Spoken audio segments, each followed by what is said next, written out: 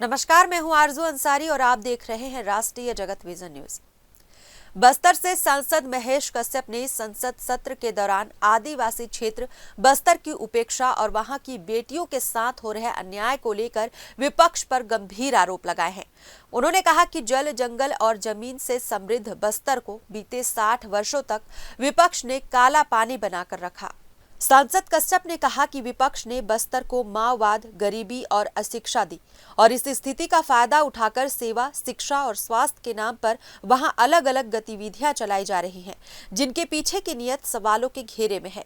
उन्होंने अबू झमाड़ क्षेत्र का विशेष रूप से उल्लेख करते हुए कहा कि यह इलाका अत्यंत संवेदनशील है, जहां सामान्य व्यक्ति की पहुंच संभव नहीं है, लेकिन वहीं से हमारी जनजातीय बहनों को बहला फुसलाकर अन्य राज्यों में ले जाया जा रहा है।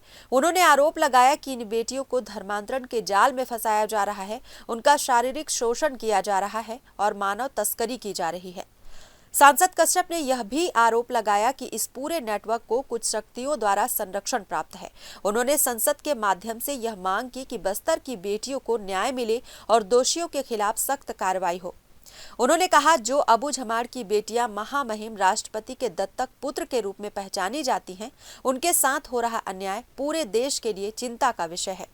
सांसद के इस बयान से संसद में कुछ देर के लिए माहौल गंभीर हो गया और आदिवासी क्षेत्रों में हो रहे सामाजिक अपराधों को लेकर बहस की संभावना फिर तेज हो गई है। रायपुर से नरेश राव की रिपोर्ट। वहाँ माओवाद दिया, गरीबी दिया, अशिक्षा दिया, उसी का फायदा उठा करके आज सेवा, शिक्षा, स्वास्थ्य के आड़ में अलग अलग गतिविधियां चलाया जा रहा है।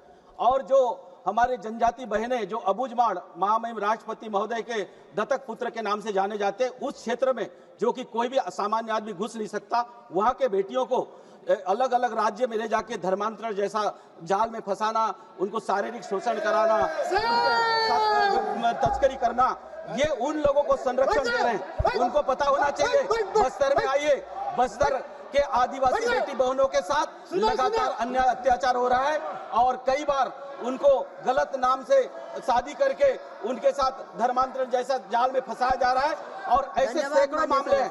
इसीलिए मैं आपके माध्यम से मांग करना चाहता हूं, एक तो ऐसे क्षेत्र को संरक्षित करने के लिए, हमारे जनजाति बेटी बहनों को रक्षा करने के लिए स्पेशल कानून बने और ये लोग कम से कम उन लोग को संरक्षण न दे, ऐसा मैं आपके माध्यम से फिलहाल इस खबर में बस इतना ही। देश प्रदेश की खबरों से अपडेटेड रहने के लिए हमारे चैनल को सब्सक्राइब करें और नए खबरों के नोटिफिकेशन के लिए बेल आइकॉन जरूर दबाएं।